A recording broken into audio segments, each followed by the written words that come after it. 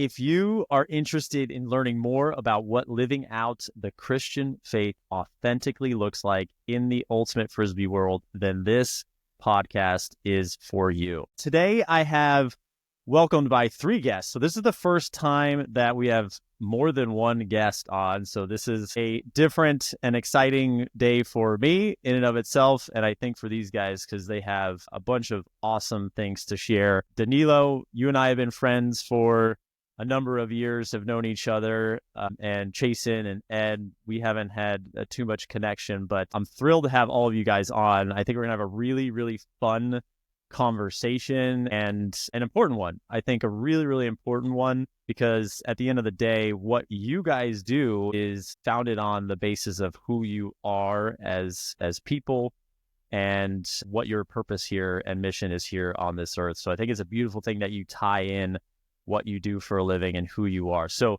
let's jump right into it. Chasen, I'll start with you. Why don't you tell us a little bit about your background, what you do, what your ministry is, and kind of your connection with Ultimate Frisbee.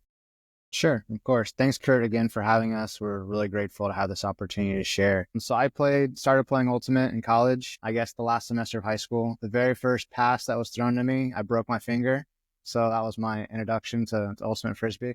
And that wasn't a sign to stop playing and go a different direction. I guess I was stubborn or thick skull. I don't know, but I kept playing. Played in college, was able to go on a couple trips internationally, and then ended up starting an organization called Breaking Borders with a couple friends back in college. That has turned into what I do for a living. I'm a missionary in Nicaragua. I've lived in Nicaragua since 2015 with my wife, Katie. We have 2 young kids. It has been challenging, gratifying, life-giving all at the same time, living cross-culturally. It has shaped us in positive ways. It has taught us so many different things. And so it's been a great opportunity, right? To live cross-culturally and to be able to share the sport, share the love of Jesus through this ministry. I also have the privilege of serving on different boards. I'm flying this organization boards nationally here in Nicaragua, regionally, globally. And so that's given me a unique opportunity to encourage and be encouraged by people from all over the world. That's awesome. How did you get into this? Why are you in Nicaragua? How did that kind of happen? You know, I know you're from the US, so tell us more about why you decided to get into what you're doing. Yeah, so I'm originally from Florida, and went to college in Tampa. I knew your brother, actually. But I spent my summers in Nicaragua, so I actually never played Club Ultimate. I never had that opportunity because I was always overseas. And after several trips there, I really felt a call to overseas missions. And then after graduating college, I had the opportunity What were you doing in Nicaragua, Chasen? Sorry, what were you... Like, what was spending every summer? What was the purpose of that? Initially, it was just like with my church youth group. You know, it was a church mission trip that we went on. So we would go and do vacation Bible school, some construction projects, kid programs. And then it turned into having some internship opportunities and just living for a month or 2 months with families that I had built connections with, you know, and practicing Spanish, learning Spanish and learning about the culture. And so, yeah, I kind of converted from short trips to longer trips, which prepared me to, you know, to move and live here full time in 2015. Yeah. And so those trips kind of put a desire in my heart to serve. I didn't know what that would look like. But after founding Breaking Borders, I realized that there was a really awesome opportunity in Nicaragua to start this program.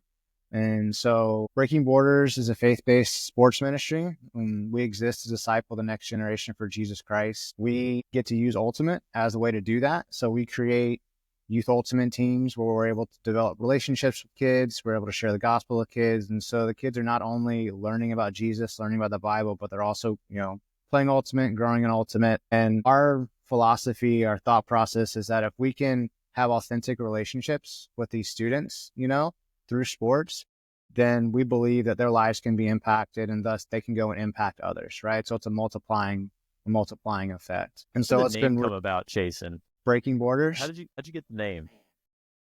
I don't know. Like I found it was a catchy name. I'm just saying, I think it's catchy. I think it's a good name. I just curious how you came up with that. Did you pay an ad agency or? Yeah, so I'm pretty sure you know Sticks, right? Danilo knows Sticks as well. He actually founded it with me and another friend. And I don't know, we were in our other friend's apartment one night, just like trying to figure out how to start a nonprofit. It's like, what are we gonna name it? What are we gonna do? And so honestly, like there's not a reason. I don't have like a cool story of this is why it is. It just kind of came to be. I think because we were traveling initially, so we were, crossing borders, going to different countries. And so maybe that's kind of where it came to be, breaking borders, breaking down boundaries, breaking down other limitations. And so, yeah, it just kind of came to be. I mean, because there's kind of like a little, I don't know if I could call it a pun, but just breaking, like a break mark, there's a Right. little kind of ultimate in there. Was that intended or? Not at all. Just Pretty good. divine. Pretty good, was it? Yeah. Nice. Awesome. Awesome. So, why ultimate frisbee? Like, so I love, first of all, like just kind of what you're doing, but why ultimate frisbee? How did that become the vehicle? You talked about building relationships is kind of the foundation of how you kind of and kind of the purpose of your ministry to kind of bring people into the mission. But why ultimate frisbee? Like, what about it makes it different, or why did you choose that to be your vehicle to doing that? Yeah. So I think we all can agree, right, that Ultimate brings community, right? Wherever you go, if you play Ultimate, you immediately have a community. I can go to Japan, not speak the language, not understand the culture, but because I can throw a flick, that's going to immediately give me people to interact with, and to start building relationships with. And so that was my experience playing Ultimate. And it made me realize that, if we could provide spaces for young people to have the similar experience, then they're going to be able to grow. They're going to be able to build trust. When you have trust with somebody in a relationship, you can share more important, deeper things. And for us, that's the gospel, right? As a faith-based ministry, we want to be able to share the gospel. We believe that's the most important thing that somebody can hear. And so Ultimate is just kind of like the perfect vessel, the perfect tool to create those opportunities for conversations, And so we are able to just spend time with kids as you're throwing a disc, right? You're just, hey, Juan, you want to come out and throw a disc with me this afternoon? And we go throw for an hour, we talk, right? It just breaks down those can be limitations, for a lot of kids. And so for us, it's been a really cool opportunity to see how a simple sport, right, can connect with people who have never experienced it, right? Like in the US, it's been around for 50 years. In Nicaragua, it was basically Frisbee football for a long time, and so people like weren't aware of it. They don't know what it is. They think it's going to the beach with your dog, but then they start realizing that it's a sport and they realize, oh, wow, I can be good at this, or I can find community in this. I can find friends in this, and so the sport itself is just positioned and created to make those spaces where people can develop relationships and grow personally, spiritually, emotionally, in all different ways, as everybody here has experienced, So I want to get to Danilo and Ed. So I want to talk to you guys as well. Can you guys start with Danilo, but what's your background with an ultimate and breaking borders in particular? So I started playing Frisbee in college in 2009. I was one of those people that grew up playing football, basketball, mainstream sports. And I had a friend who kept trying to get me to go play Frisbee. And I was like, nah, that doesn't sound like fun. I don't want to go, like Chasen said, throw a disc in the beach. But then I went one day and I got hooked. It was like playing wide receiver 24/7. And that was a long time ago. So I've been playing for like, what's the math? Like 16 years, 15 years. And in 2016, I decided that we needed youth. We needed to develop more youth players so that I noticed that playing at world events, I noticed that a lot of teams had very good young players.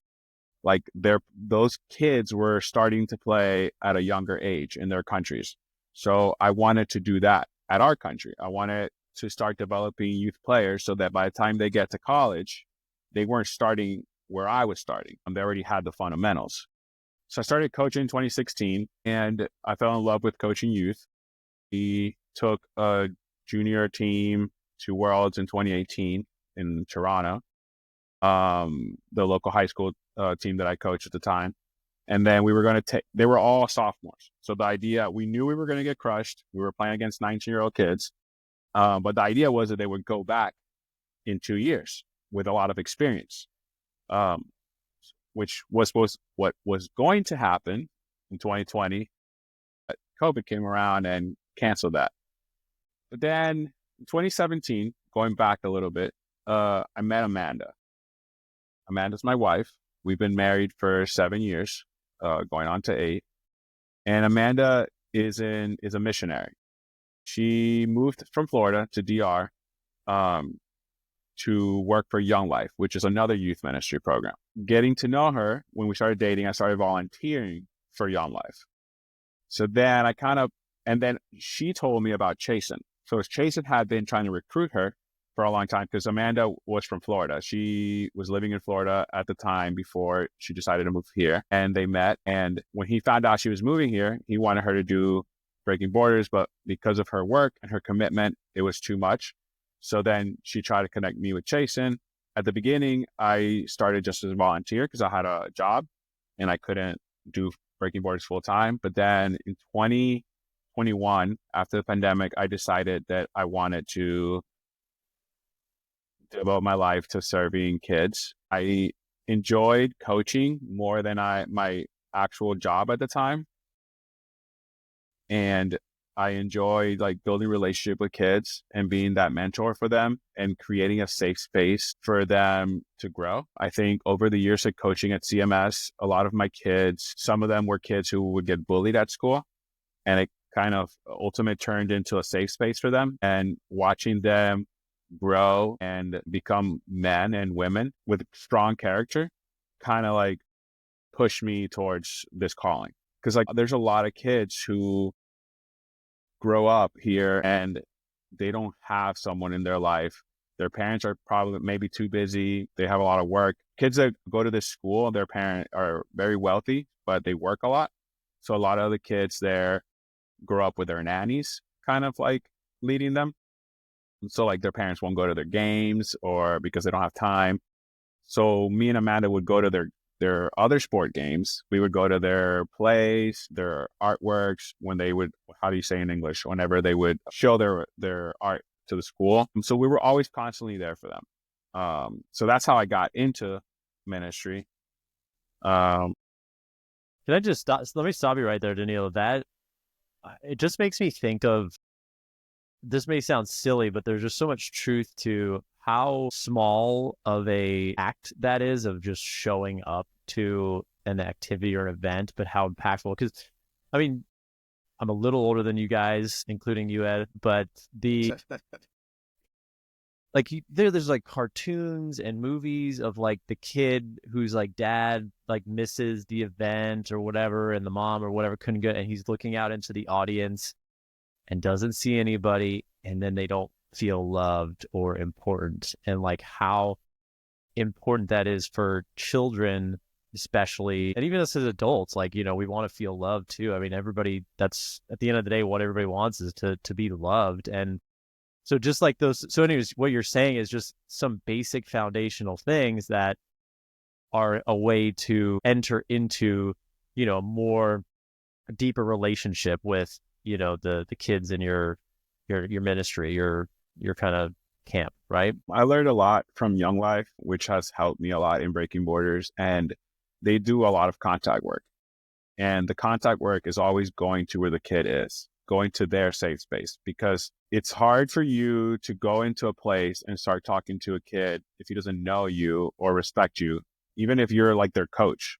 If there's no relationship, then it's hard to connect with those kids and be able to speak truth to them and be able to guide them through whatever obstacles they're going through in their lives, because they won't listen. They'll just see you as another adult. But when you create that relationship, it allows you to be heard. You earn that respect to be heard. And that's when you're able to help those kids with whatever obstacles they're overcoming in life. Ed, just to get to you real quick, because there's so many things I want to kind of hit on, we'll go back to, but tell us a little bit about what you do and what your background is in Ultimate. So started playing Ultimate in Savannah, Georgia, in the early 90s. So that age thing, I don't think you have me. But I I met my wife. She was an Ultimate player. We were Forsyth Park, famous little spot in Savannah for Ultimate. And we started dating and playing Toss in more the Moss Ultimate. was one of my first tournaments. Does that still exist? It does, and it's probably smaller now than it was when you were there. They've shrunk a little bit of the space. They put in an amphitheater at the park, and it kind of took away some fields from us. But at the time, I was living in an apartment directly across the street from Forsyth, and I was living the life. I was playing Ultimate. I worked at a hotel downtown. Just it was great. They have the iconic, just literally trees on the outside of like a rectangular park, and it's literally like moss just like hanging down. There's been at least once a game somebody would try to throw some huck and the moss would just like grab it as if it was like a monster, just like, sorry, that's mine right now. Yeah. Those are live oaks because they shed acorns every year, every season of the year, and so they played it as those are live. So if it Yeah. went up into the tree and banked off of one of the branches, you better play it because it's live. So that was always a fun part of that tournament. But I grew up I lived across the street from Forsyth and used to have all kind of teams that I met in college that would call me up and say, "Hey, we're on spring break. We're coming down, your way. Can you set up some scrimmages with your club team in the afternoon?" And so I would do that. And sometimes they'd even stay at my apartment. So I'd have, 16 players staying at a 1 bedroom apartment. And I'd go to work and come back and we'd play. And one of them asked me, "Hey, what would happen if you actually invited people to come and do this?" And I was like, "I don't know. I've thought about it." And that summer, I went to Worlds and I played with herniated disc over the a 10-day period. It's in street England, and so I'd never experienced anything beyond a 2-day tournament. Hey, maybe we got there on Friday, maybe we didn't, maybe we got there Saturday morning. One overnight. There's a party. Sunday we survived. We go back, but We I've never. survived. That was in the old day, right? That was what it was, and so I'd never experienced any elongated period of time with my team. And that 10 days with that team really developed into an ongoing team. We made it to a couple of nationals. It really elevated our play, just the camaraderie, just the cohesion that we had being together. And so it kind of came back to me. I was like, well, maybe this is a good idea. You know, Teams would like something a little bit longer. So in 1996, we hosted our first high tide in Savannah, and the teams came in. They played at Forsyth Park, and they stayed out on Tybee Island. Had a spring break and ultimate kind of tied together in a great southern city. So most of them are coming from the snow belt, so they get to play on grass and get outside and throw in the wind and get prepped for April conference play. And so that's how high tide began. We'll celebrate our 29th high tide this March. Was that college or was that club? College.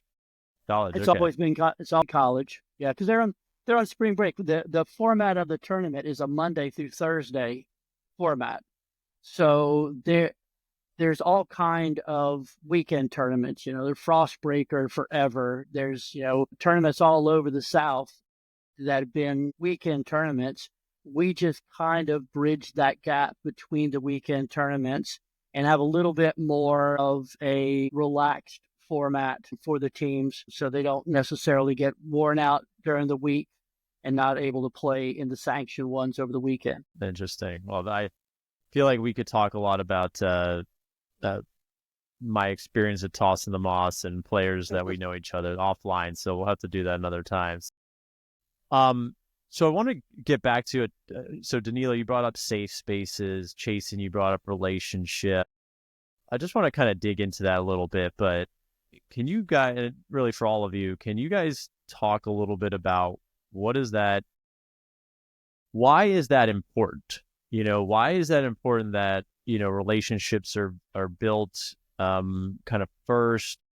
What is the need for safe spaces? Danilo, like, what's the context of that? Like, oh, we need to create a safe space. So where are some of these people coming from that, would be for environment? I kind of have a general idea, but maybe just to kind of, you know, um, extrapolate on that a little bit. Do you want to start, Danilo? Sure. Well, in my experience with, at least with originally with the high school team I started coaching, I say it was a safe space. It didn't, like, first of all, I started just to coach Ultimate, right?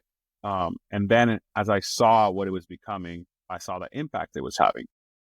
But a lot of my kids, so at this school, I don't know if you know this, but soccer is the fastest growing sport in Dominican Republic.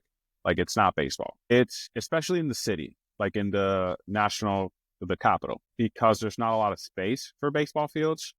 So everyone has a football sala, which is kind of like a basketball court where they play football sala, which is like a 5v5 soccer version. But then some schools, like the school I coach at, has a full field. But soccer is the main sport at that school. So all the athletes want to play soccer. And then it's basketball. And just like any culture, there's the jocks, right? That make fun of the kids who don't make the basketball team or soccer team, which is kind of what I initially started with in the Ultimate team. All the kids that didn't fit in the basketball program, didn't fit in the soccer program, came and played Frisbee. And then the first 2 years, it was hard to get other kids, other athletes from other sports to come play, because they saw that that's where all the non-cool kids play.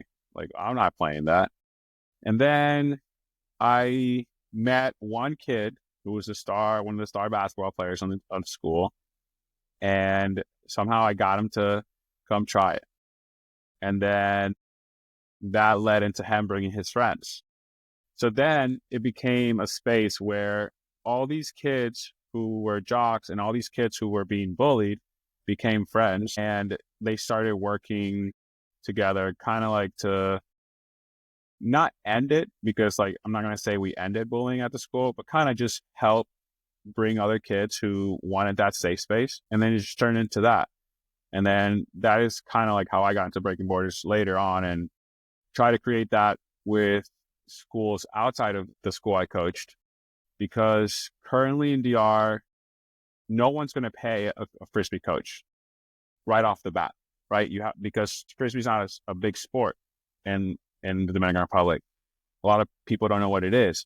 So kind of the goal with Breaking Borders for me is to raise enough funds so that we can pay some coaches, especially some of our leaders, some of our people who grew up from our programs and are now leaders, pay them so that they can coach in those other schools and continue to grow youth ultimate in DR, and at the same time disciple. And yeah, so that is kind of like what we're trying to do with Frisbee, by being able to create those safe spaces in different schools.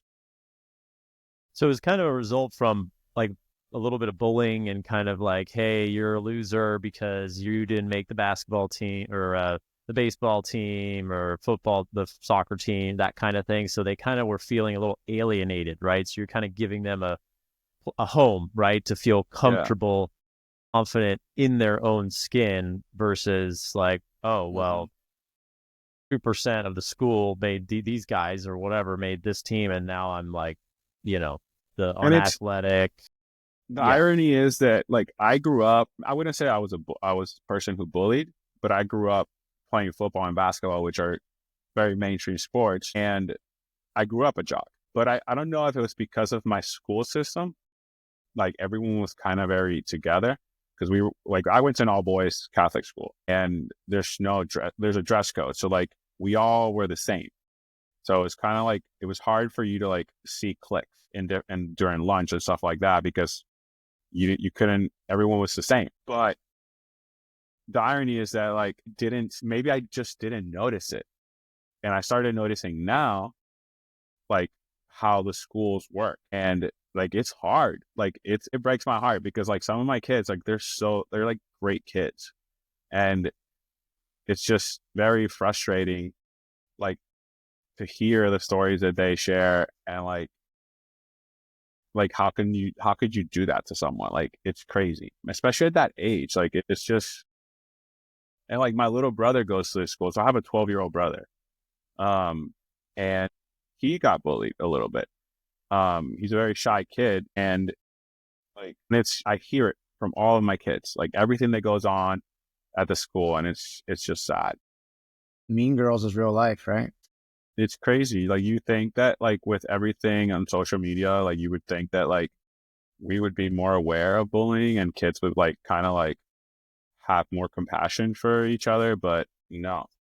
And honestly, I don't think I don't want to defend them because it's wrong, but I don't think they realize the like the consequences and the, what's the word? Like, the effects that it has on the other kids. Like, I don't think they know. Because, for example, my little brother, it was his best friend. Like, I don't think they realize it. And I think that's one of the, like, the biggest issues that the schools need to like tackle. Chasen, were you gonna jump in there? No, I was just making a joke. Mean Girls is real life. Yeah. What? Give me like so I guess like Ultimate Frisbee, Danilo, for you played it. It's kind of like the tertiary sport of choice for people there, but it's also a way to still bring them in because, like, I guess the same question, like, why Ultimate? You played it, but is it just kind of like it's easy, it's cheap, you just kind of need some space, a field to play? Like, what is the reason? And also, what makes it different? Because Chasen, just to like what you described, I could probably say that for any sport. So is there something intrinsically different about Ultimate that you guys think, hey, we really, this is why we like it? Is it just because you have a passion for it, or is it because you think there's something unique about the sport There's a that combination. actually is more inviting? It's a combination of a lot of things. A lot of the things you just said. I think Ultimate Frisbee is what it stands for, especially the spirit of the game. It's literally the definition of how we should be living our lives, right? And I don't see it in any other sports. And it's kind of like what I fell in love with in Ultimate was not only the sport, but it was mostly the community. The community it's very inclusive most of the times. That's like the goal. And I think that it translates well for our ministry because in Ultimate, you learn to respect your opponent. You learn to respect each other. You learn to talk your differences on the field. And it's literally what Jesus tells us to do. And it's why it goes so well with our ministry. And it's that, like, we are called to love one another. Like, that's what's Jesus' commandment, is to love one another despite our differences, despite our beliefs, is to always leave the door open for that person, never close that door on them, and always be there for them. And I think that's why Frisbee at the school, it has worked, and why I think it's a great platform for us to use to grow our ministry. Yeah, and I think just to like add on to that, right? The spirit of the game is something that anybody can accept, right? Like, it's not a faith-based thing. It's just a guiding principle, and that all flying disc sports players, say that they're going to follow when they're playing, right? It requires us to have integrity. It requires us to resolve conflict. It requires us to communicate clearly and respectfully and effectively. It requires personal responsibility and to take responsibility for our actions, right? And so all those are great morals and moralistic principles to follow in life, right? Like, if you do those things, people are going to want to spend time with you. People are going to want to be around you, whatever, right? If you don't, you're going to kind of be a pariah, right? We've all played in tournaments or even played on teams with people who are just like constantly fighting, constantly bickering, not upholding the spirit of the game. It's not fun to play with them, right? And so for us, being able to take that guiding principle that everybody who plays Ultimate, regardless of their background, regardless of their beliefs, they can accept, right? And then show that actually all those principles have their foundation in the Bible and the life of Jesus, right? And so we're able to use that as a way to transition people from just being respectful players, to, oh, this is where that comes from, and this is what it looked like in the life of Jesus. And this is what it can look like for my life, outside of the sport. And so for us, I think outside the community, what Danilo was mentioning, the spirit of the game is just a direct connection to the Bible and to the life of Jesus. What's like the hardest thing you guys encounter in what you guys do? I mean, you guys are doing you're in a ministry, you're helping share Ultimate Frisbee, but you're obviously sharing right virtue, how we should treat other people with dignity, respect, despite they may be the opponent on an Ultimate field. But what's the most challenging thing about what you guys do? I could take this one. I run a very large college spring break Ultimate Frisbee tournament that now is hosted in North Myrtle Beach, South Carolina. And we probably have, 10-15% of the people who come to it are followers of Jesus. Most are not, or at least are not saying they are. There's challenges that come with that. There, probably for me, the thing that I see that kind of breaks my heart a little bit is just the leadership on some teams, where teams come down and they go back to their beach house and they, party it up. And the next day there's kids that are missing because they drank too much last night to be able to enjoy the game that they came to play. And I know they don't want to do that. I know that they would rather be healthy and be able to run out and play and do all the things, but the choices that they're making are difficult choices. And that leadership tends to produce itself. So if that leader was a senior, that kid that was, back at the house throwing up as a sophomore, then becomes the leader of the team, in the next year. And so we see this repetitiveness that happens. And while we try and give them other options and try and encourage them to make better choices, those are their choices. Our faith is never mandated. You can't mandate faith. Faith is something that we choose. And so we try to be able to encourage them to look at, holistically at their life, not just as, hey, this is my physical life, this is my intellectual life, but what are you doing about your spiritual life? You are a spiritual being as well. And if you ignore that part of it, it's going to have an impact on the other two, your mental and your physical. What about you guys, Chasen, Danilo? Well, like the hardest thing for us in ministry? Yeah. Or like the hardest thing, yeah. I mean, do you guys face any resistance or to what you guys do? Like, hey, why can't we just play Ultimate Frisbee? Why are you trying to share the gospel with me? Like, does that, So, you know what I mean? yeah, I think that is a very hard thing to navigate. So it's in our country. So I also coach overseas, but in our country, it is not as hard because both of our countries are very highly Christian, at least on paper, right? I think in our country, at least in my country, because that's what I can give my experience from, is that sometimes the hardest thing is other Christians. So whenever I have a lot of kids are afraid of talking about Jesus because they're afraid that they think there's this very legalistic ideology belief that you have to be perfect if you're a Christian. And I think that is the biggest thing that holds a lot of kids and a lot of people away from hearing about the gospel. It's because they believe that we're judging them. But the reality is that there's a lot of Christians that do judge. There's a lot of Christians who take things very legalistic. But when you go into the gospel, that is exactly what Jesus was fighting. That's what the Pharisees were doing. The Pharisees were excluding and judging everyone who was not a Jew. So I think Jesus was the most influential person in the entirety of the world. And what he did in that time is what I want to be able to do in terms of just being there for everyone, loving everyone, no matter what their beliefs are. Because at the end of the day, it's not my job to try to make someone make a decision, right? I can just be there. I can just be an example, be a light for anyone, whatever belief they have, whatever walk in life they are currently at, and just be there for them where they're at.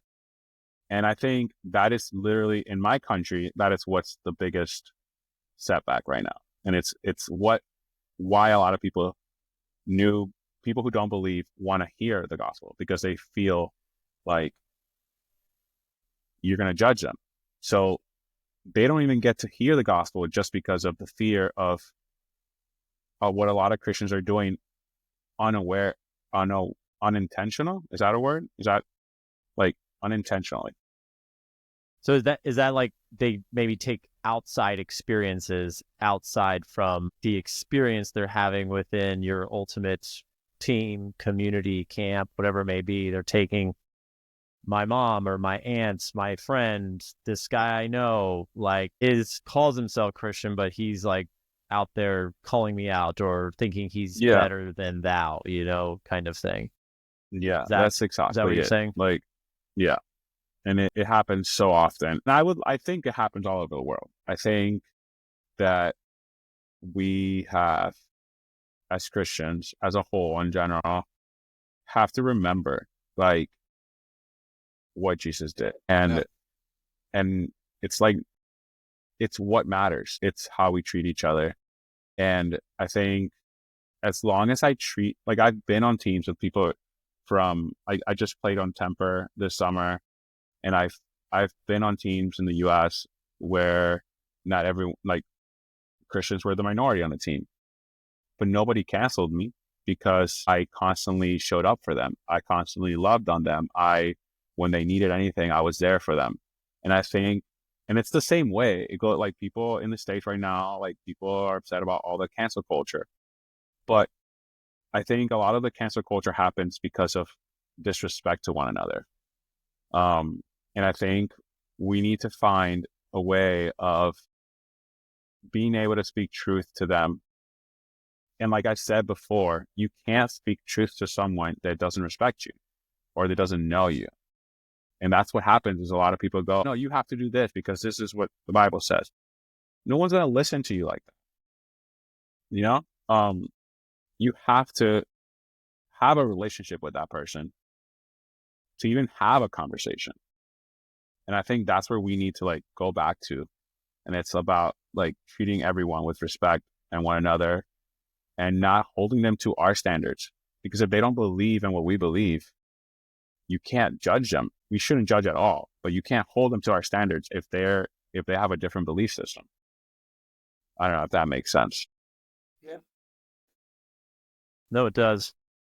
So do you guys so I'm trying to put myself in, your shoes, and I've got kids coming to me and, we're sharing the God. Like, how do you guys go about doing that? Like, if I'm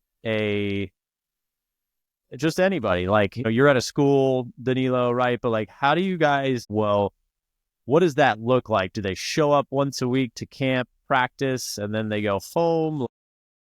Give me a little example of what that looks like. So in my case, so I partner up a lot.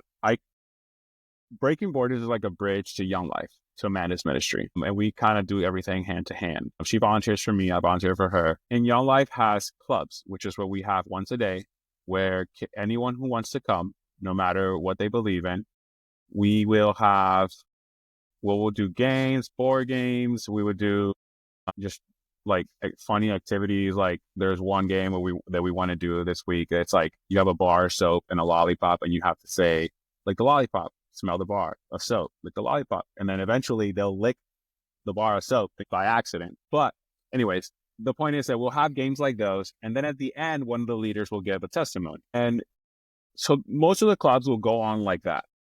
But then eventually the kids will start asking questions. And so for me, it's about letting the kids decide and dictate when they want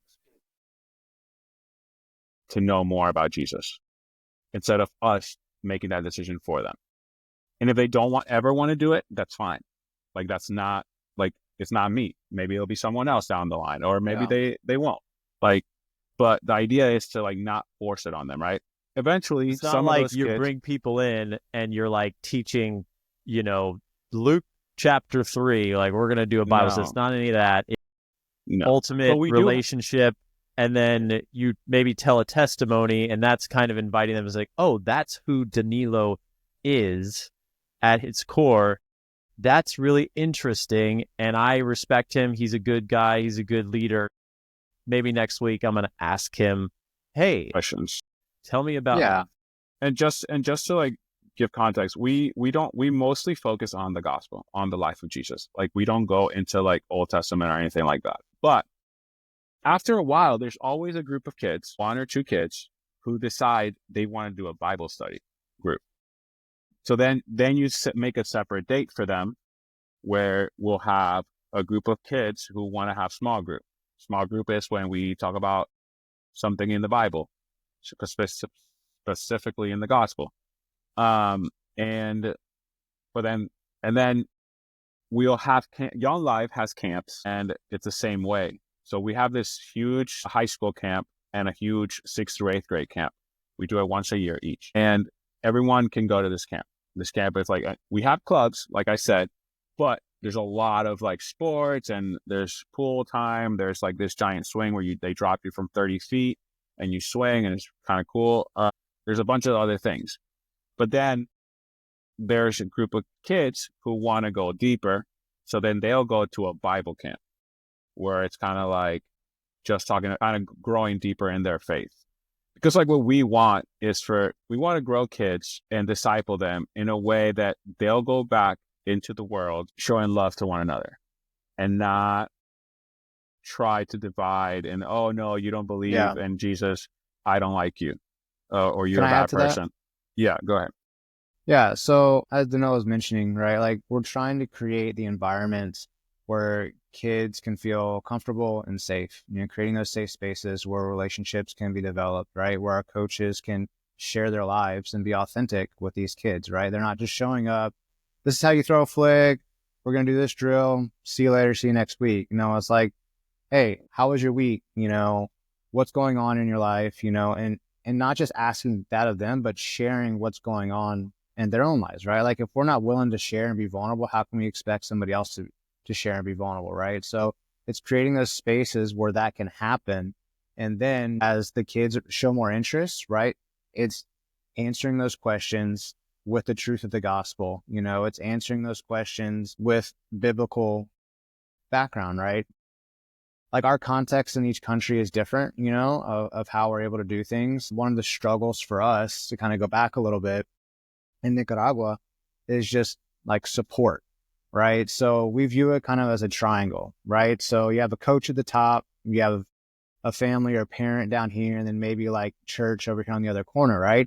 So if a kid doesn't have their family involved, right, then they just have the church, or they just have us in the school, right? There's an exit, or if they're really not going to school and their parents aren't involved, all of a sudden, like, they can run away, they can leave, right? But when there's more people involved in these kids' lives, then there's no escape for them, right? And so they get the truth, they get the relationship building in our programs, and then their parents reiterate it and how they're raising them, and then they have support system of friends and stuff at school and church, and they're going to grow. But with these kids, and at least in a Nicaragua context, like, you can drive down the road here and every pharmacy and store and bus has God bless you, or, gift from God, or, all the different little sayings and stuff.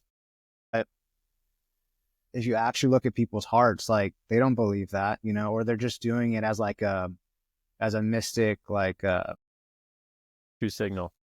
Virtue signal or charm. If I put this on my bus, then I'm never going to get in an accident type of thing, And so it's really interesting, like when you start to get to know people's families and get to know these kids' lives, of like, man, like their support community is really difficult, for understandable reasons, right? Like life here in Nicaragua is very, very difficult, right? It's a third world country. There's lots of stuff going on. And so it's understandable, but even though it's understandable, that doesn't make it right, And so we, Breaking Borders, are not a church. We're never going to be a church, right? Like that's not our role, but we can create spaces where kids receive the gospel, receive truth, receive authentic relationship. And then the goal is to get them connected to their local church, right? So they went to a Young Life camp. That's awesome. They went to, one of our programs here in Nicaragua. That's great. But their faith is not going to continue growing as it should. They're not going to have that support community as they should unless they get connected with the local church, right? And so ultimately, we want those kids to be connected to their local church, so they can grow, so they can serve. And that is going to have a compounding impact or effect in their life, in the lives of the people around them. And so we really just want to be authentic and to exemplify what Jesus has called us to exemplify, right? And if we're able to do that, then the kids are going to see that. Kids are like the best lie detectors, right? Like they know when you're faking it. They know when you're telling them stuff that's not true. And so if we can create those spaces where they're like, Danilo actually cares about me, he actually cares about the struggle that my mom said was ridiculous, or he cares about what's happening in my life, right? When all my friends say that, no, you shouldn't deal with, And so it's like when we can make these kids feel important and what they're going through important, then they're going to want to share. And then we need to be ready to share the gospel and trust that the Holy Spirit is going to work in their life, right? Danilo mentioned that. It's like we're not in control with other people's or the decisions of other people, right? All we can do is be who we are, share the truth, and then trust the Holy Spirit is going to work in their life. And so, yeah. What is kind of the main thing that, like, what is the main thing people are coming to you with, like, issues, problems, or whatnot? I'm sure there's lots of different ones, but this is leading into, I want to ask you to maybe share an example of somebody that has come to you and their lives have been transformed. But I want to just preface, like, what is the broader issue that, and maybe it's different because you guys are in different places, or maybe it's the same, that your kind of kids are coming to you with, what is that that's driving them to search for something more or different? And you guys have touched on it a little bit, but I want to just dig into that a little bit because I think it's important of like the why is this so important? Why is sharing the gospel so important? How does that actually change people's lives? Yeah. I think for our context here in Nicaragua, Nicaraguans are known for their resilience. They're known for their just like sticking it out and overcoming, but they're not necessarily known for changing like cyclical customs, if that makes sense. Because of the situation here, it's really hard to dream. It's really hard to have hope. It's really hard to think that I'm going to do something different than my dad did or my mom does, and so it's like, well, if my mom makes tortillas on the side of the road, I guess that's what I'm going to do. I was like, I'm not going to be able to go to university. I'm not going to be able to start my own company or be a doctor or whatever, or be an athlete, like because of cultural norms, because of just my life context and reality, that we're living day by day to put food on the table, and we just don't have the ability to dream and to hope of something different, and so for us, a lot of our kids come from broken homes where, like Danilo mentioned, maybe they have all the money in the world, but their parents aren't involved, right? Like they don't have like a healthy family situation, our context is a little different. And like a lot of our families don't have any money, but that doesn't mean their parents are involved, right? And so whether they're still working to get the little bit they need, or they are divorced, or they passed away, or whatever, right? Like a lot of our kids do not have fathers, do not have healthy family situations, and that creates so much more cyclical poverty and brokenness, and it just gets people stuck, right? And so we're really trying to create hope and show that no, it can be different, and it's like when somebody doesn't know how to dream, That's the saddest thing, because then they're never going to be able to set goals and to think that they can change their context, right? And then it's just going to keep repeating itself. And so creating that hope for people and showing, oh no, like I'm a 15-year-old girl and I can be an athlete. I can play ultimate Frisbee. I can have confidence, I can do things that maybe my mom wasn't able to do or my grandma doesn't think I should do, right? And so trying to show that it is possible, and not possible because of like anything that we are good at or anything that we can provide as a ministry, but because Jesus can do a miraculous work in your life, right? And Jesus can change your life, and Jesus can give you the joy that nothing else can, right? And so through all of that, then these kids in our context, right, can have more hope, can experience something different. And at the basis of it all, like realize there is something different, because a lot of them are still going to go back and still do the exact same thing their parents did or whatever, but at least they're aware, right? And they have the agency, to make a decision for themselves. Being in the United States, we can dream to really do almost anything, right? There's really no limit to what we can potentially achieve, the money we can make, the school we can go to, where we can live, the vacation we can go to. Like, we're just so blessed. And we don't really have that perspective a lot of times. We're always kind of inwardly focused about, well, I'm going to do this, I'm going to go do that. But there's so many people out there that, not too far away, just a couple hour plane flight, that literally are saying, well, I guess we're going to go sell tortillas in a little cart on the side of the road, and that is my destiny, and there's nothing that I can do to change that. Like, that is... I just want to clarify super quickly, like, if that's what they want to do, more power to them. Like, that is fine. It is not wrong to sell tortillas or to have a quote-unquote simple job at all, but we want them to know that you don't have to do that if you don't want to, right? Danilo or Ed, do you guys have anything to add to that? I think the context that I'm in, being in an American, college ultimate Frisbee tournament, the theology is the same. The methodology is different. And what we're focused on is drawing in some of these Christian universities where the players on their ultimate team are at a loss. They live sometimes in a Christian bubble at their university, and they go to these tournaments and they're like, wow, this is way out of what our norm is. And how do we actually engage people without judging them?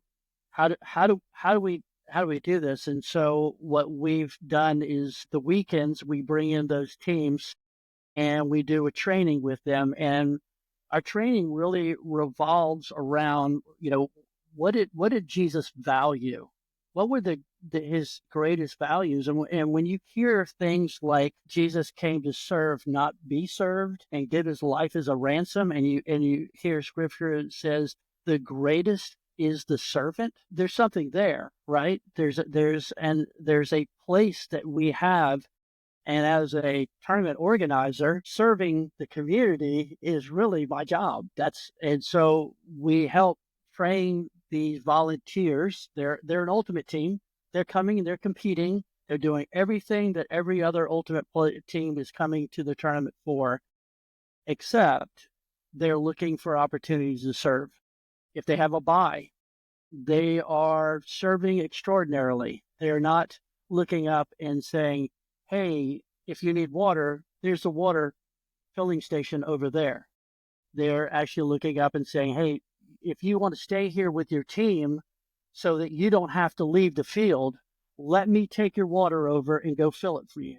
If someone's injured, it's not, hey, let's, just get the trainer over here so we can make sure they're okay. It's, hey, captain, I'll go with them and I'll come back and tell you how they're doing if they need to stay at the trainer's table. Or, hey, can I check back up on them later on? Or it's, I'm going to go over and cheer for somebody that I met and encourage them as they're on the field. We want to serve over and above what is reasonable, because we're and I think these guys said, I think Danilo said it, we want them to ask questions. we don't want to look up and dictate an opportunity to share the gospel and, hey, this is the ABCs of the gospel and I've memorized this thing. No, we're more about being available for the Holy Spirit to work within us to recognize opportunities. So when someone asks a question, we're able to, I think, 1 Peter 3:15 says, always be prepared to give an account of the hope that's in you and do it with gentleness and kindness. As an example, we had a young man from Johnson University in Tennessee. His name was Alex, and Alex came down, and we have a hat tournament on Monday, kind of a social thing, get everybody kind of connected, and then the team play goes on Tuesday, Wednesday, Thursday. And Alex was playing on a hat team, and he was, walking off the field, and when they just finished up, and this girl that was on his team looked over and said, "Yeah, you're one of those Christian guys, aren't you?" And he said, "Yeah." And she said, "Do you mind if we sit down for a second?" He was like, "No." And she said, "My dad passed away like 6 months ago."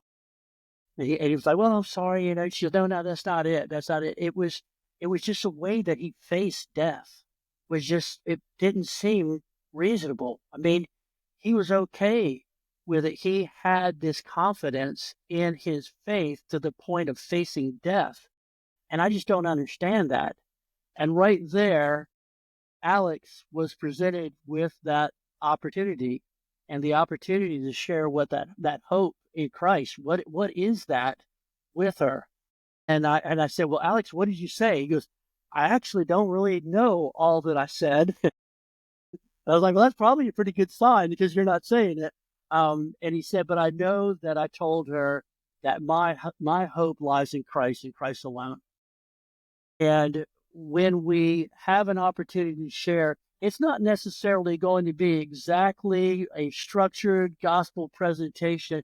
It's going to be in the context of listening to someone, hearing where they are, letting the Holy Spirit take over and sharing with them. And Alex, I actually went to Southeast Asia last year on a mission trip, and Alex is in Thailand. He's a missionary in Thailand. So in a way, we're not just looking up and saying the ultimate community that doesn't know Jesus. That's who we're serving. We're also serving those people who are believers and helping them strengthen their faith so that they may be able to go on and do what they believe God has purposed them for. That's crazy. You created that guy, Alex, created an invitation just by his actions, like created an environment, safe space, which I kind of think of as a charitable environment to invite somebody that with curiosity to go and say, "Hey, help me understand this." That's amazing.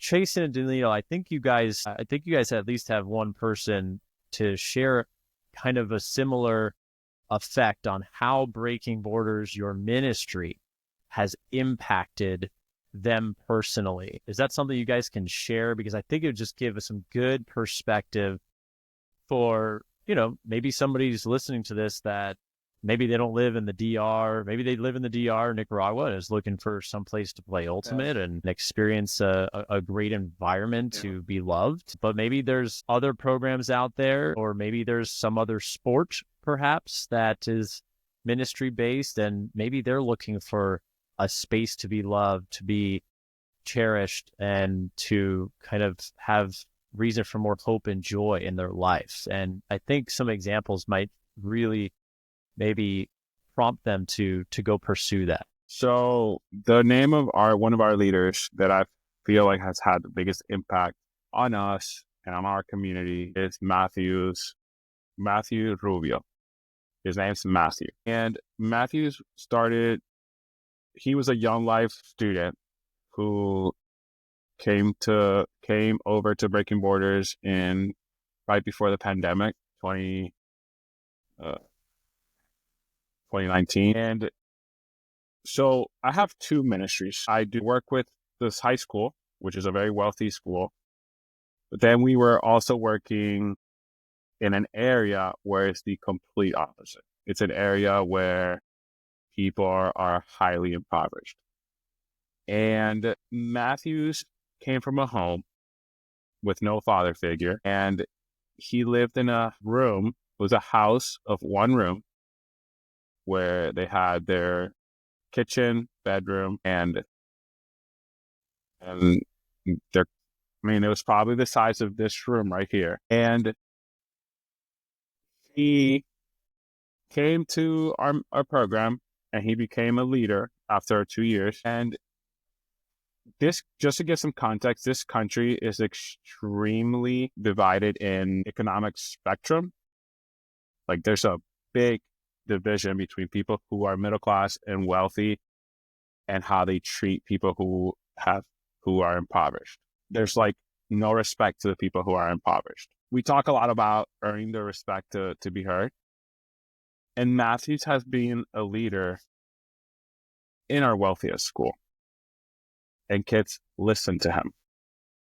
And that is extremely rare in this community. To have someone who comes from nothing to be able to speak truth to kids who have everything or think they have everything. How have we changed his life? Matthews is the first person in his family to go to college because of Breaking Borders. So Matthews, and that support comes from people like Mark Lynn, Sean Keegan, Beg Yacht, John Randolph, who have sponsored him in ways, and other people in our churches. People who may not be believers or people who are believers have chosen to support him because they met him. And he is now going to the most prestigious university in DR for engineering. And he's an honor student. And just to give context, if he had not come to Breaking Borders, he would probably be in the street doing who knows what, because there is not a lot of opportunities here. We have other leaders like him, because we can't save everyone, who ended up leaving the country because there's no opportunities for them in this country. It is very hard for people to come out of, poverty. It's very hard. And he has always had a smile on his face. He's never cared that he comes from there. And he walks with so much composure and so much happiness. And when he talks to kids about Jesus, and he's also changed our life in a lot of ways, because I adopted 2 girls in 2020. Me and my wife adopted 2 little girls, and he's been more of a family figure to them than my actual family. And that just speaks volumes and of what we try to do as a community. Amen. That's really powerful. It's amazing. That's an amazing story. Thank you, Danilo. Yeah, I guess for the Nicaragua context, you can go into ministry, or you can think you're going to go serve overseas, right? And you're going to be serving a specific group of people, right? Like, you feel called to go to X country to do Y thing with Z people, right? And so you expect all the outcomes to be based on that people group you're with, right? We learned very, very quickly after we moved down here that, yes, like, we might be called to do, Y thing with Z people in X country, but God is also going to do a great work in our lives as well, and God is going to challenge us in different ways. And so it's not just the students that like we invest in or we have the privilege to be around, but it's also like our leaders, us included, our coaches. And so when we were moving to Nicaragua, I was reading a lot and studying, seeking advice from people, right? I was like, you're crazy. You're moving to a different country. Like, what are you doing? Right. And a common theme that I feel like I was being taught at that time was the importance of seeking a person of peace. Right. So in the Bible, Jesus commands his disciples to seek a man of peace to stay with while they're serving in that area. Right. And so, like, as you look for that person of peace, you are going to know if you're going to be able to do ministry, right? You're going to be able to start having relationships there. Me as a foreigner coming into a context that's not my own, I can't just come in and expect things to work or for them to go my way, especially given like the context and history of Nicaragua, where the U.S. has like just come in and done that exact thing and caused so many problems, right? And so for us, when we moved down here in 2015, we were really wanting to find like that person of peace, right? And so we found that in Zeke. Zeke is our development coordinator now for Breaking Borders in Nicaragua. He volunteered for several years. He has now had a full-time job since the pandemic. We hired him in 2020 in January before the pandemic, and he was lucky to get a job before all of it fell apart, right? But he was that person of peace for us, right? He was a person that has taught us so much about working in this culture and in this particular context. He's somebody who has been equipped to share the word of God. He's somebody who has a passion for sports and for young people. Even though he's not as young as he may like to be, he still acts like, a 20-year-old in a lot of ways physically, and so he is able to connect with our kids in such a way that, I'm being honest, like I can't connect with him in the same way that he does, right? And other people can't. And so he has been a blessing to this ministry. He has shared the gospel with hundreds and hundreds of kids and helped, many kids come to know Christ, and have relationships with Jesus Christ now. And so for him to be this person that came into our ministry at the very beginning, right? It's not something that like we controlled. It was something that God provided, in the moment. And it has impacted this ministry, and he's impacted our lives, and his life has been impacted by the ministry, because Zeke's not a perfect person, right? We're all sinners. We all have areas of growth, and Zeke is if you like Enneagram, he's a very strong 8. He's a challenger. He's very confident, very strong-willed, and there's lots of benefits to that, right? But there's also been lots of, like growth opportunities, as we like to call them, over the years. And it's been really cool to see how, because of his involvement with the ministry and his involvement with the students, his involvement with people like Ed and other people who come into the ministry at different times, like how his perspective has changed and how God has worked in his heart, worked in his mind, has renewed brokenness in his life from his family and personal history, and to see, how he's doing ministry now and what that looks like, right? Looking at Zeke when I first met him back in 2012, I think, and he was just a young, super athletic guy, and kind of wild.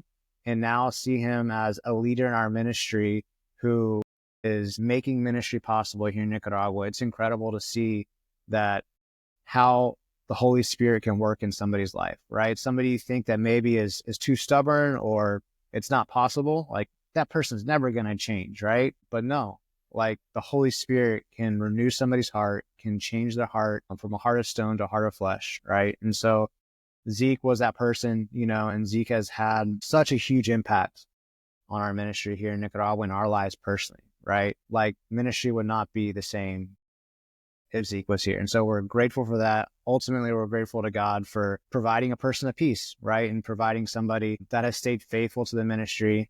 Zeke has his own needs. He doesn't make a ton of money with the ministry, right? But because he feels such a strong calling to share the gospel with young people, he has stayed faithful, to working with the ministry. And so that has caused exponential impacts and tons of lives here in Nicaragua. Do you guys have an idea of how many people have like come through Breaking Borders? Do you track that, of how many people have, I don't know, signed up or showed up and been there for like a minimum amount of time and then, graduate? Or is that kind of a metric or anything like that? Just kind of curious. Yeah, I think we did like an annual report last year, and I think it came out to a little over 2,000 kids, like unique individuals that have gone through the program, over the last, at this point, 7 years in Nicaragua, and a couple hundred more in the DR. And so, yeah, I mean, it's a lot when you think about it. It's not a lot if you compare it to other ministries and things, but like here in our context, it's pretty wild to think that we're promoting a sport that is not popular here at all, and almost 2,000 kids have, between Nicaragua, the DR, and some other programs we've done, have gone through the program. Chasen froze. Yeah, I hope his feed records In my back, on his in side. my back. I don't know if you want to text him. Oh, there he is. Oh, you're back, Chasen? In my back. In my back. I'll cut this out. But yeah, you've cut out a little Sorry. bit, so I'm hoping it records well on your computer because your connection Yeah. is a little iffy. But okay. Welcome to Nicaragua. Yeah. So if somebody's listening here wants to support Breaking Borders, is really saying, wow, you guys are doing great stuff. I love what you guys are doing. How's a way that they can support? What do you guys kind of have on the horizon? What's next? How can we support? How can we help? Danilo Blast. Okay, so I've had this vision the last couple of years to try to have a tournament that we can do on an annual basis to try to raise funds for both Nicaragua and Dominican Republic. And we were originally going to have it in Dominican Republic. The tournament's called Breaking Borders Blast. But this year, due to the venue's hotel not being ready, the cost of the venue was going to be, it's going to be like $50,000, which is crazy. Way too much. Yeah. So we weren't going to be able to afford it. Even if it was not to raise funds, we still wouldn't have been able to afford it. It was just too much.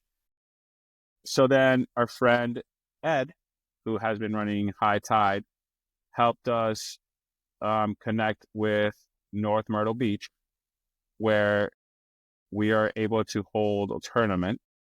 So we are currently trying to host this tournament in March. Sorry. No, sorry. I'm confused with High Tide. In May. Sorry. At the end of May.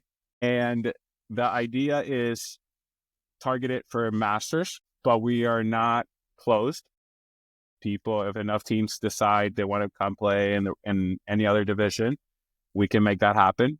But right now the target is Masters, and we need X amount of teams to make the tournament possible. And the idea is for this to be the first year, right? So we want to just grow it and eventually bring it back to Dominican Republic and the Caribbean, Dominican Republic and Nicaragua, because the goal of hosting it in Central America and the Caribbean is that players from those regions who don't have visas and can't come to the U.S. or don't have the funds to go play at TEP in Colombia or any Worlds of tournament, allow them to have the opportunity to play against the great American players, which otherwise they'll never get the opportunity to watch them play, grow from their styles of play. So this is kind of a way for the community to come together and help grow a sport that we love in another region, and just giving that space for those kids to play that sport, because it's been difficult getting our kids to leave the country, and they admire a lot of the American players. And every time, in 2023, we had all the players I mentioned before, Sean, JR, Ben, Keegan, Solomon, they all came down, and Mark Lynn, they all came down to do a clinic, and everyone was just so excited about it. So having a tournament where people like that can come and play will help grow the sport by our local players. Yeah, and so with this event, we're really excited to be able to create an environment where people can compete. It's going to be a high quality environment. Between us, we have decades of experience for hosting tournaments, the national, local, international level. Danilo was a part of hosting PALC in the DR a couple years ago. And so we really want to create a high quality environment, and the complex that we're doing it, Ed can talk about in a second, is amazing. But as people come to play and compete, they can also connect with each other and with us and learn more about the ministry, right? And so if there are people who are Christians who are there, then they can learn about, what Breaking Borders is doing and find ways to connect. And if people aren't Christians and that doesn't really,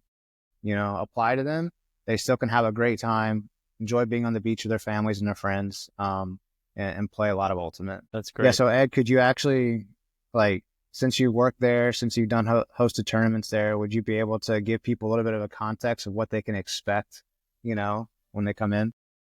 Well, it's going to be a little bit different than High Tide, because High Tide's a college tournament, obviously, and it's also in March. This is the premier time of the year in North Myrtle Beach. You're talking about, the last part of May, first part of June. The fields are grass fields. They're beautiful. They have lights. We have a lot of flexibility. There's enough fields there that we could have, I think it's now 28 teams playing at once. We have a lot of flexibility, great facility, but the facility is 2 miles to the beach. And the place we have as our host property for lodging is right on the beach. It's condos from studio on up to 3-4 bedroom, beautiful, looking at all of them oceanfront, looking out at the water. We've got great events planned. We got a Friday night welcome party with some live music at the Cabana Bar right at the beach. We're going to be doing a trade night Saturday night in a big ballroom, maybe a little bit of spike ball in there if we could sneak it in. So we've got a great event planned, and I think the masters, grandmasters, great grandmasters, even up to the legends, all of those, I think will really appreciate the location because it is something you can either come with your team and stay and pack in a condo, or you could come and stay with your wife and enjoy the weekend at the beach and be able to play some ultimate. I think we have a little bit of a hat tournament that we're going to try and do on Friday night as well. But just, a lot of variety to the weekend and to the tournament, but all on great facilities. Sounds like you've done this before, Ed. You know what you're doing.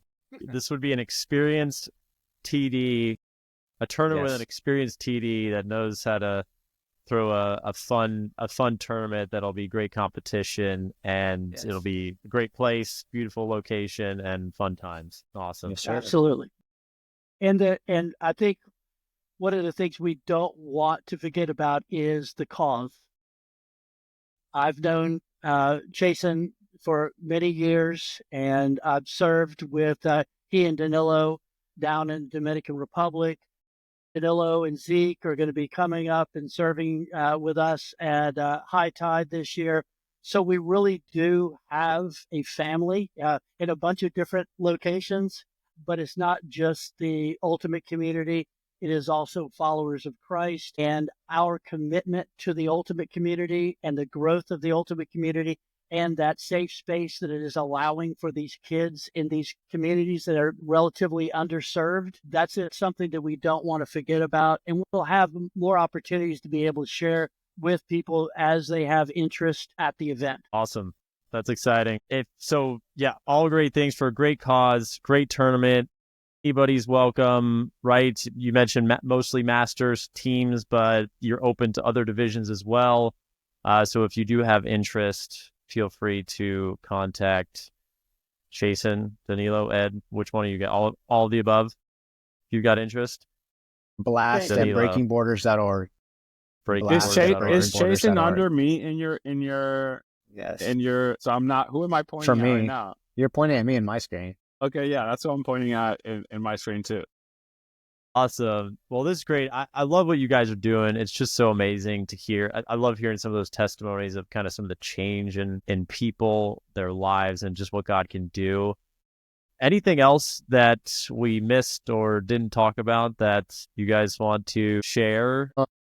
Yeah, unless somebody else had something to say, I wanted to kind of end our time with something, if that's all right. Okay. Yeah, so I think we all can agree, right? There's lots of brokenness in the world. There's lots of hurt in the world. Like, we all are experiencing that in different ways in our different contexts, And so it's important that when we are in these team environments, when we're in these communities, that we're able to remember that, right? And we're able to support each other. And as Christians, we're able to share the truth of the hope that these situations can change, right? And so I really want to encourage Christians, right, to be a light and to be bold, to be strong and courageous in their faith, right? Danilo mentioned that, he's played with different teams in the U.S., and it's like some Christians are open and some are not, and so these are opportunities for us as believers in these teams and these communities to really share the truth in an authentic way, right? And so don't be scared to share faith. Don't be scared to pray before your meal when nobody else is doing it, right? Because that can show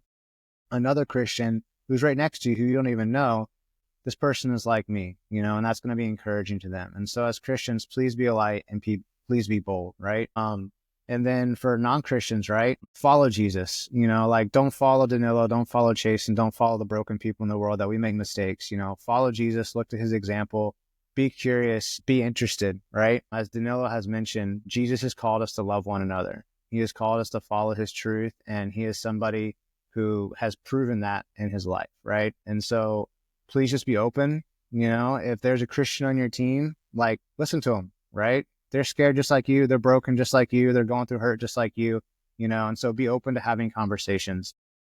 And I think we'll all be surprised at how that can just impact our relationships, impact the bonds in the teams, and impact, growth in different areas of our life. And so, yeah, I just want to kind of encourage both groups of people with that. And again, thank you, Kurt, for providing a space for us to share and to talk through these really, important things to us and important things that we feel will have an impact, in our community that we love, community of Ultimate. Yeah, thanks for that, Chasen. Great words of encouragement, and appreciate everything you guys are doing. I think it's amazing. The Spirit is clearly working through you guys, your team, and it's certainly excited to see how this tournament plays out and all that. So, contact Chasen, which is like this. You are below me on my screen. We'll see where everybody is.